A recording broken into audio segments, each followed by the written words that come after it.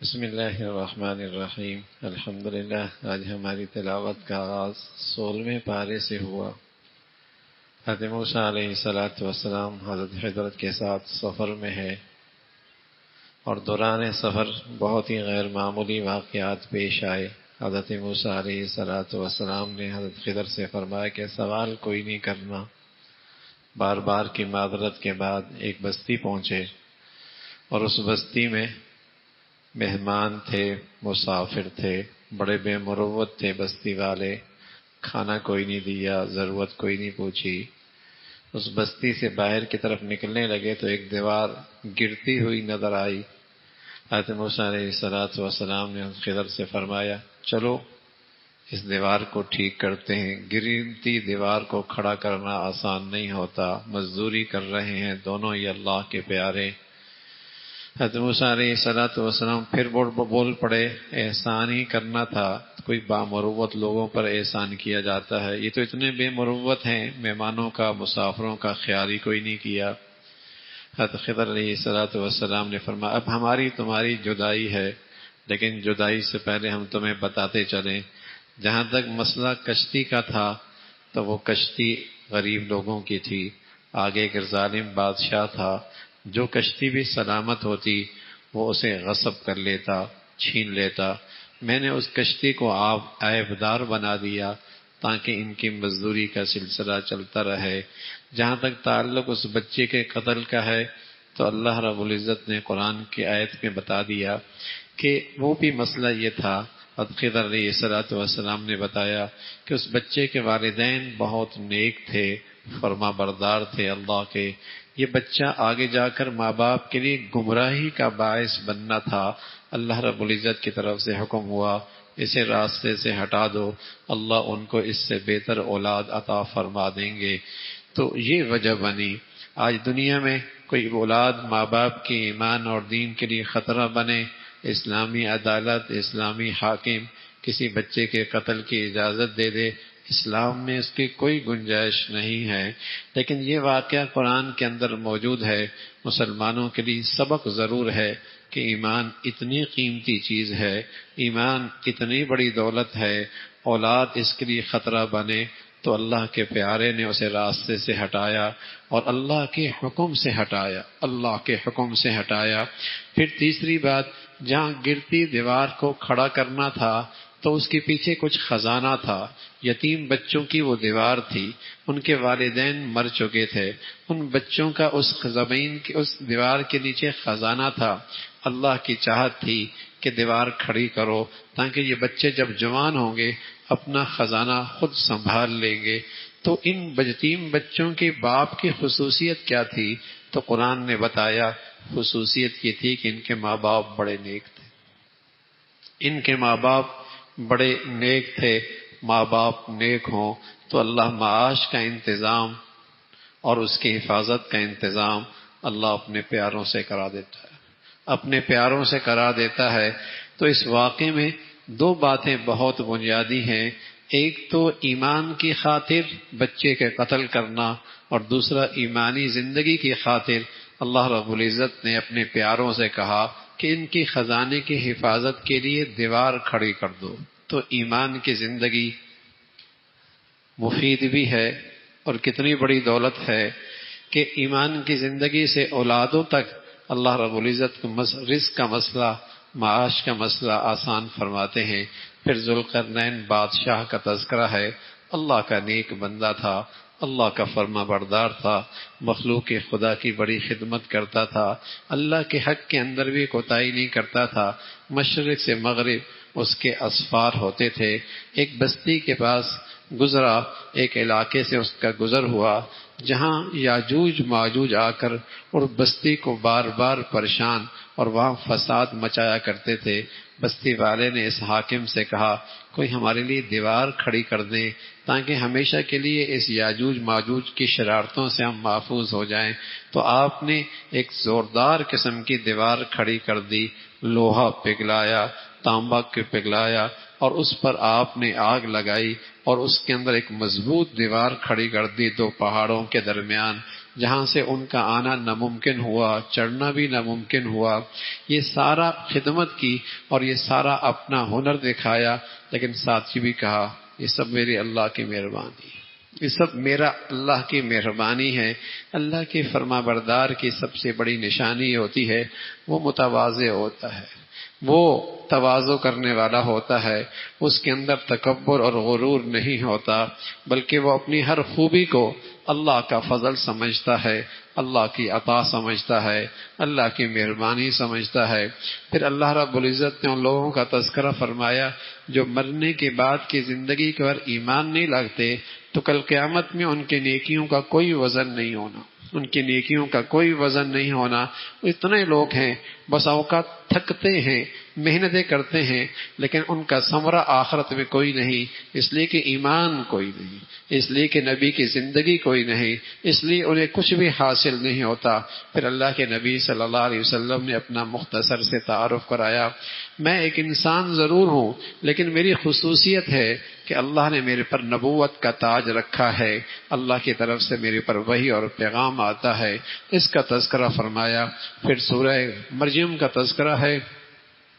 جس کی ابتدا میں حضرت زکریہ علیہ السلام کی دعا ہے، بوڑھے ہیں، بیوی بھی بوڑھی ہے، اللہ سے کہتے ہیں اللہ میں کبھی بھی تیرے سے مانگنے میں مایوس نہیں ہوا اور نا امید بھی نہیں ہوا، اگرچہ میرا اور میری بیوی کا موسم اولاد کا نہیں، لیکن تیری رحمت سے کیا بعید ہے، تیری قدرت میں تو سب کچھ ہی ہو سکتا ہے۔ پورے ایمان اور یقین کے ساتھ اپنے اللہ سے فریاد کی، اللہ نے اسی بڑھاپے میں حضرت زکریا کو حضرت یحییٰ کی شکل میں بیٹا دیا اور اس کی خوبیوں کا جو انسانیت کے کمال کو پہنچے ہوئے تھے اس کا تذکرہ فرمایا۔ یہ بھی اللہ کی قدرت کا ایک غیر معمولی واقعہ ہے، لیکن اس سے بھی غیر معمولی واقعہ اس سے آگے ہے۔ حضرت مریم علیہ السلام ہیں، نہانے کے لیے ایک کونے پہ تشریف لے گئیں، اتنے میں جبرائیل امین آیا اور انسانی شکل میں آئے، نیک پارسا خاتون تھی، جب ایک انسان کو اپنے سامنے دیکھا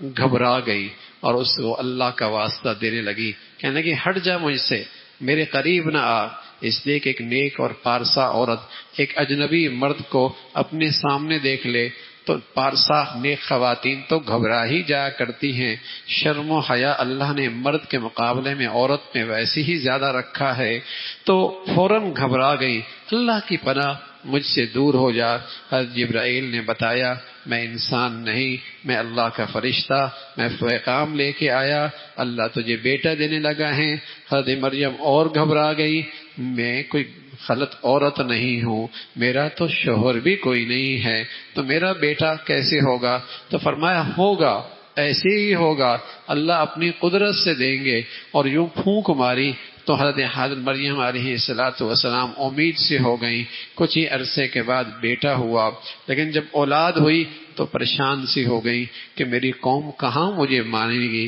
اور کہاں میری بات قبول کرے گی۔ حضرت مریم علیہ السلام اس گھبراہٹ میں تھی، اللہ رب العزت نے فرمایا تمہارا بیٹا ہونے لگا ہے، تو اللہ نے ایک درخت کے ایک کھجور کے درخت کی ٹیک لگا کر بیٹھ گئی، وہاں چشمہ جاری تھا، فرمایا تازہ کھجوریں کھاؤ، پانی پیو، اپنے طبیعت ٹھنڈی رکھو۔ اور پھر جب قوم کے پاس گئی، قوم نے وہ طرح طرح کی بولیاں شروع کر دی، برا بھلا کہنا شروع کر دیا، اے مریم، اے ہارون کی بہن، اور فلاں تیرے بھائی ایسے نہیں، تیرے ماں باپ ایسے نہیں، تو نے یہ کہہ کر دیا۔ پہلی شریعتوں میں خاموشی کا بھی روزہ ہوا کرتا تھا، اللہ نے حضرت مریم سے کہا آپ انہیں سے کہہ دیں کہ میرا روزہ ہے، اشارہ کریں میرا روزہ ہے، میں بات نہیں کر سکتی، اگر تم نے اپنے سوالوں کا جواب پوچھنا ہے تو اس بچے سے پوچھ لو، فاشارت الیہ، قوم اور زیادہ غضبناک ہوئی، مذاق کرتی ہو، حرکت یہ کر لی اور اٹھا کے بچہ لے کے آ گئی، اور پھر کہتی ہے اس معصوم بچے سے ہم جواب پوچھ لیں، سوال اس سے کر لیں، کیسی حرکت کر رہی ہو۔ اتنے میں حضرت عیسیٰ علیہ السلام بولتے ہیں اور بولتے بھی خوب ہیں، ابھی دودھ پیلے بچے ہیں، اور کہتے ہیں انی عبد اللہ آتانی الکتاب، پوری تقریر کر دی، اللہ کی شان ہے، اللہ ہے۔ جب حضرت مریم کی عفت اور پاک دامنی کا مسئلہ آیا تو اللہ نے اپنا نظام بدل دیا کہ اس موسم میں بچے بولتے نہیں، لیکن چونکہ مریم کی عزت اور آبرو اور عفت اور پاک دامنی کا مسئلہ ہے تو اللہ نے فرمایا آج تو اس بچے کو بولنا ہوگا، اور حضرت عیسیٰ کو حکم دیا تم بولو، اور بولے اور کہنے لگے میں تو اللہ کا نبی ہوں اور میں تو اللہ کا پیغمبر ہوں اور والدین کا فرما بردار ہوں۔ اپنی خوبیاں جو اللہ نے انہیں عطا فرمائی تھی اس کا تذکرہ فرمایا تو اللہ نے بتایا یہ ہے عیسیٰ علیہ الصلاۃ والسلام جن کی دعوت اور پیغام یہ ہے کہ اللہ ہی رب ہے، میرا بھی اور سارے انسانوں کا رب وہی ہے، اسی کا تذکرہ فرمایا۔ پھر حضرت ابراہیم علیہ الصلاۃ والسلام کا تذکرہ، اللہ کے بڑے سچے نبی، باپ نافرمان، باپ مشرک، باپ توحید سے بہت دور، لیکن باپ کی عزت کا احترام کا خیال باوجود ہے کہ وہ مشرک ہیں پھر بھی خیال کر رہے ہیں، اور بہت پیارے انداز سے یا ابتی، اے ابا جان تم کس کی پوجا کر رہے ہو جو نفع نہیں دیتا، نقصان نہیں دیتا، فائدہ نہیں پہنچا سکتا، سن نہیں سکتا، کس کی پوجا کر رہے ہو؟ میں اللہ کا علم لے کے آیا ہوں، سچائی کے ساتھ آیا ہوں، شیطان کے راہ پہ مت چلیں، جہنم کا راستہ ہے، میں آپ کو جنت کا راستہ، فرما برداری کا راستہ بتا رہا ہوں۔ باپ غضبناک ہوا، ابراہیم باز نہ آیا، پتھروں سے سنگسار کر دوں گا، پتھروں سے سنگسار کر دوں گا۔ ابراہیم علیہ الصلاۃ والسلام کہنے لگے میں آپ سے اپنے اللہ سے معافی مانگوں گا، اللہ آپ کو ہدایت دے دے۔ نکل گئے وہاں سے۔ پھر حضرت اسماعیل علیہ الصلاۃ والسلام کا تذکرہ فرمایا، یہ بھی اللہ کے بڑے پیارے ہیں، اور یہ اللہ کے جتنے پیارے ہیں انہیں اپنے گھر کی بڑی فکر ہوتی تھی۔ وَكَانَ يَأْمُرُ أَهْلَهُ بِالصَّلَاةِ وَالزَّكَاةِ، یہ اپنے گھر والوں سے کہتے ہیں، نماز کی تلقین کرتے ہیں، زکوٰۃ کی تلقین کرتے ہیں، یہ اللہ کے بڑے پیارے ہیں۔ اللہ کا ہر پیارا، اللہ کا ہر نبی، اللہ کا ہر محبوب بندہ، اسے اپنی اولاد کی نیکی کی بڑی فکر ہوتی، اسے اپنی اولاد کی نیکی اور فرما برداری کی بڑی فکر ہوتی ہے، اسی کا تذکرہ فرمایا۔ پھر انبیاء کا تذکرہ مت کیا، فرمایا ان کے پیچھے آنے والے وہ پھر نمازیں ضائع کرنے لگ گئے، اپنی خواہشات پہ چلنے لگ گئے۔ ہاں جو توبہ کر لے، اللہ کا بن جائے، اللہ اسے سب معاف کر دیں گے، اسی کا تذکرہ فرمایا۔ کفار اللہ کے نبی صلی اللہ علیہ وسلم سے کہتے تھے کہ دیکھو ہم دنیاوی لحاظ سے تم سے بہت اچھے ہیں اور ہماری بڑی اکثریت ہے اور ہمارے بڑے تعلقات ہیں اور ہماری محفلوں کی شان ہی کچھ اور ہے اور آپ کے پاس تو کچھ بھی نہیں، اگر آپ ہم سے بہتر ہوتے تو آپ کی یہ حالت نہ ہوتی اور ہماری یہ حالت نہ ہوتی۔ تو اللہ رب العزت نے فرمایا بہت سارے ساد و سامان والے اس سے پہلے اللہ کے نافرمان گزرے ہیں، بتائیے ان کا انجام کیا ہوا، ان کی پکڑ کیسی ہوئی، ان کا اللہ کا عذاب ان پر کیسے آیا۔ جو دنیا پرست ہوتا ہے نا، اس کے ہاں عزت کا معیار، شرافت کا معیار، کامیابی کا معیار، بلکہ علم کا معیار کیا ہوتا ہے؟ دنیا اس سے زیادہ کما سکے، دنیا اس سے کما سکے، اسے کہتے ہیں یہ بڑا پڑھا لکھا ہے، یہ بڑا سمجھدار ہے، یہ بڑا معزز ہے، یہ بڑا شریف ہے۔ دنیا پرستوں کے ہاں یہ معیار ہے اچھائی کا، کامیابی کا، علم کا، سمجھ بوجھ کا، لیکن دین کے اندر علم کا معیار کیا ہے، شرافت کا معیار کیا ہے، عزت کا معیار کیا ہے، کامیابی کا معیار کیا ہے، سمجھ بوجھ کا معیار یہ ہے جو اللہ کو زیادہ جانتا ہو، جو اللہ کے حکموں کو زیادہ جانتا ہو، جو اللہ کا فرما بردار زیادہ ہو، جس کی زندگی میں اللہ کی نیکی زیادہ ہو، جو اللہ کا پرہیزگار زیادہ ہو۔ اسلام میں علم والا اسے کہتے ہیں، اسے پرہیزگار کہتے ہیں، اسے عزت دار کہتے ہیں، اسے کامیاب کہتے ہیں۔ تو مشرک بھی کہا کرتے تھے شاہانہ زندگی ہماری ہے، تمہارے گھر میں فاقے ہیں، اگر اللہ ہم سے راضی نہیں تو یہ حالت ہماری نہ ہوتی، اور تم سے راضی تمہاری یہ حالت نہ ہوتی۔ تو اللہ رب العزت نے بناوا ہے ماضی کے اندر بھی کتنے ہی مال و دولت والے اور خوشحال زندگی والے، لیکن اللہ کی نافرمان، تو ان کا انجام کیسا ہوا، ان کا انجام کیسا ہوا، اسی کا تذکرہ فرمایا۔ پھر آخرت کا تذکرہ، اور آخرت میں اللہ کے دشمنوں کی پکڑ اور ان کی رسوائی اور ذلت اس کا منظرنامہ ہے۔ پھر ایمان والوں کا تذکرہ فرمایا جو ایمان کی زندگی لے کے آئے گا دنیا میں ایک انعام دوں گا، دنیا میں ایک انعام دوں گا، کیا؟ سلیم الفطرت لوگوں کے دلوں میں اس کی محبت اور عزت ڈال دوں گا، سلیم الفطرت لوگوں کے دلوں میں اس کی محبت اور عزت ڈال دوں گا۔ یہ دنیا میں ایمانی زندگی کا انعام اللہ عطا فرما دیں گے، اس کا تذکرہ فرمایا۔ پھر سورہ طٰہٰ ہے، قرآن اترا ہے، اللہ کے نبی کا قیام بڑھ گیا، راتوں کی عبادت بڑھ گئی، مشقت بڑھ گئی، آپ کو تسلی دی گئی اتنی مشقت بھی نہ اٹھائیں، اتنا بھی اپنے اوپر بوجھ نہ رکھیں، اس کا تذکرہ ہے۔ پھر حضرت موسیٰ علیہ السلام کا تذکرہ، اللہ نے انہیں نبوت دی، اور نبوت کا انداز یہ تھا کہ سفر میں تھے، بیوی امید سے تھی، دور سردی کا موسم تھا، دور آگ نظر آئی، روشنی نظر آئی، وہاں گئے کہ شاید کوئی آگ مل جائے، سفر ہے، بیوی سردی کا موسم ہے، بیوی امید سے ہیں کچھ آگ جلائیں گے، کچھ تپش حاصل کریں گے۔ جب وہاں پہنچے تو وہ آگ نہیں تھی، اس وادی میں تو اللہ کا نور تھا، وہاں تو اللہ کا نور تھا۔ تو حضرت موسیٰ علیہ السلام گئے تھے آگ لینے، اللہ نے نبوت دے دی، اور نبوت بھی دی اور ساتھ دو معجزے بھی دیے۔ ایک معجزہ یہ دیا کہ لاٹھی پھینکے تو اژدھا بن جاتا تھا، اپنے بغل سے ہاتھ نکالتے تو چمکنے لگتا تھا، اور اللہ رب العزت نے فرمایا میرے یہ دونوں معجزے، دنیا میں سب سے بڑا سرکش آدمی فرعون، اس کے پاس جاؤ اور اسے میرا پیغام سناؤ۔ موسیٰ علیہ السلام اللہ سے دعا کرنے لگے، اللہ آپ کی حکم کی تعمیر، میری دعا ہے میری زبان کے اندر فصاحت پیدا کیجئے، اور میری زبان کے اندر تاثیر پیدا کیجئے، اور میرا بھائی ہے نا ہارون، اس کو بھی میرا ساتھی بنا دیجئے، ہم جب دونوں ہوں گے تیری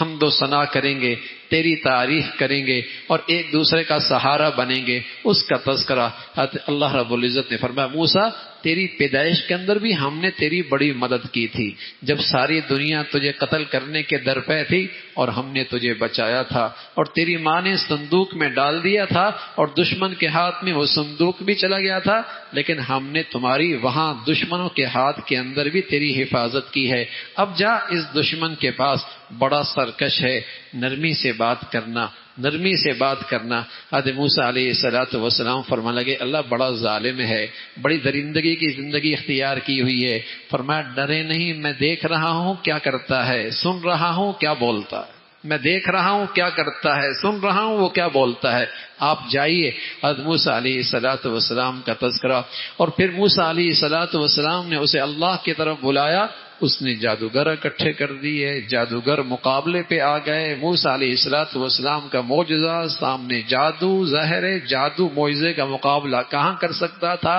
اور وہ سارے کے سارے جادوگر ناواقف تھے، جانتے نہیں تھے کہ یہ نبی ہے اور یہ معجزہ ہے، مقابلے پہ تو آ گئے، لیکن جب اپنے ہار دیکھی تو سچائی سامنے آ گئی، فوراً موسیٰ علیہ السلام پر ایمان لے آئے اور اپنے اس ہنر سے دستبردار ہو گئے اور ایمان لے آئے۔ فرعون چیخا چلایا، کہنے لگا تم سب ایک ہو، یہ سب تمہاری سازش ہے، تم چاہتے ہو اقتدار پہ قبضہ کرنا، جانتے ہو اس کی سزا کیا ہوگی، سولی پہ لٹکا دوں گا اور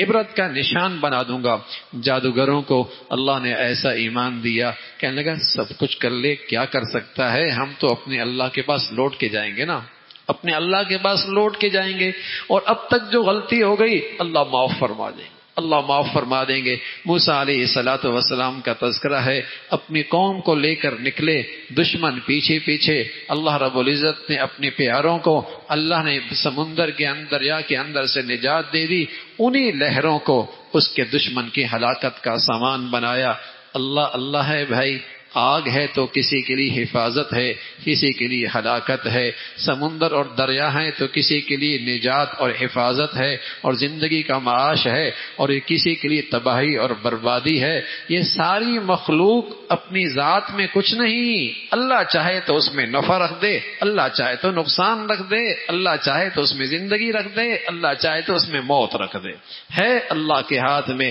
اس کے اختیار میں۔ اس کا تذکرہ موسیٰ علیہ السلام کا، اللہ نے آپ کو کتاب دی، تورات دی، ادھر پیچھے سامری منافق تھا جو آپ کے ساتھ رہتا تھا، پیچھے اس نے لوگوں کو، آپ کی قوم کو بت پرستی کے اندر مبتلا کر دیا۔ حضرت موسیٰ علیہ السلام واپس تشریف لائے، اپنی قوم کا یہ حال دیکھا، بڑے ناراض ہوئے، بھائی ہارون پر بھی ناراض ہوئے، اور اس سامری کے لیے بد دعا فرمائی، اور اسے ایک ایسی بیماری لگی جو اسے چھوتا اسے بھی سخت بخار ہو جاتا تھا۔ تو ہوا کیا، کوئی اس کے قریب ہونے کے لیے تیار نہیں، اور خود وہ تڑپتے تڑپتے مر گیا۔ اس سامری اور منافق کی یہ سزا ذکر ہے، اس کا تذکرہ فرمایا۔ پھر موسیٰ علیہ السلام کا تذکرہ، اللہ رب العزت کا وہ غلطی ہوئی، اللہ سے معافی مانگی، اس کا تذکرہ۔ پھر اللہ نے ایک قانون بتایا اور ایک ضابطہ بتایا۔ قانون اور ضابطہ یہ بتایا کہ جو شخص بھی ہماری ہدایت سے اعراض کرے گا، کوئی بھی شخص، امیر غریب، شہری دیہاتی، مشرق مغرب شمال جنوب کا کوئی بھی ہو، جو ہماری دی ہوئی زندگی سے اعراض کرے گا، ہم اسے کیا کریں گے؟ گاڑی لے لیں گے، کوٹھی لے لیں گے، بنگلہ لے لیں گے، گھر لے لیں گے، صحت لے لیں گے، نعمتیں لے لیں گے؟ نہیں، فرمایا ہم اس کی زندگی تلخ کر دیں گے، اس کی زندگی میں سکون نہیں ہوگا، اس کی زندگی میں چین نہیں ہوگا، اس لیے میرے عزیزو، روئے زمین پہ جس شخص کو دیکھو وہ اللہ کا نافرمان اور باغی ہے، تو یقین کر لو اس کے اندر سکون نہیں ہے، چاہے وہ کروڑوں کی گاڑی میں ہو، اور چاہے وہ اربوں کے کوٹھیاں اور بنگلوں میں ہو، اور چاہے وہ جھونپڑی کے اندر ہو، لیکن اللہ کا نافرمان ہے اور اللہ کی دی ہوئی زندگی سے دور ہے، اس کی زندگی میں سکون نہیں ہو۔ اس لیے آج دنیا میں نشہ آور دواؤں کا استعمال سب سے زیادہ ہے، اس لیے آج دنیا میں خودکشیاں ہر آئے روز بڑھتی چلی جا رہی ہیں، اس لیے آج دنیا میں ہر دوسرے گھر میں دنیا میں آج طلاق اور خلع کی کہانیاں ہیں۔ کیوں؟ زندگی میں سکون نہیں۔ اور دنیا آج ترقی کے اس انتہا کو پہنچی ہے، اور انسان کے راحت و آرام کے وہ نقشے ہیں شاید انسان کے تصور میں بھی نہیں تھا، لیکن جتنا انسان آج بھی سکون ہے پہلے کبھی نہیں تھا۔ تو اللہ کا قرآن کہہ رہا ہے اگر تم قرآنی زندگی سے اعراض کرو گے، اللہ تمہاری زندگی تلخ کر دے گا۔ یہ دنیا میں ہوگا، آخرت میں اندھے اٹھائے جاؤ گے، وہ کہیں گے اللہ ہماری تو بینا تھے دنیا میں، فرمایا تم دنیا میں ہمارے حکموں سے اندھے بنے رہے، آج ہم نے تمہیں اپنی رحمت سے دور کر دیا۔ پھر اللہ رب العزت نے اپنے پیغمبر سے کہا جو بھی آپ کو پریشان کرے آپ اللہ کی حمد و ثنا کریں، آپ دنیا والوں کی چمکتی دمکتی دنیا کو نہ دیکھیں، نظریں اٹھا کے بھی نہ دیکھیں، اس لیے کہ جو اللہ کے پاس ہے نا اس دنیا کے چمک دمک سے بہت بہتر ہے۔ آپ بھی اپنے گھر والوں کو نماز کی تلقین کریں، اللہ کے نبی سے کہا گیا، حقیقت میں امت کو سبق دیا گیا، آپ بھی اپنی اولادوں کو نماز کی نیکی کی تلقین کریں، اور یہ بتایا کہ دیکھو یہ سب کچھ ہم نے اس لیے بھیجا، کتاب بھیجی، رسالت بھیجی، تاکہ کل کوئی یہ نہ کہے کہ ہمارے پاس تو حق سچ نہیں تھا، ہمارے پاس تو اللہ کا پیغام نہیں تھا، ہم نے حجت پوری کر دی۔ اب آپ بھی انتظار کریں، وہ لوگ بھی انتظار کریں، پھر دیکھیں کیا نتیجہ آتا ہے۔ بہت جلد ایسا ہے کہ فیصلہ ہونے والا ہے۔ اللہ عمل کی توفیق نصیب فرمائے۔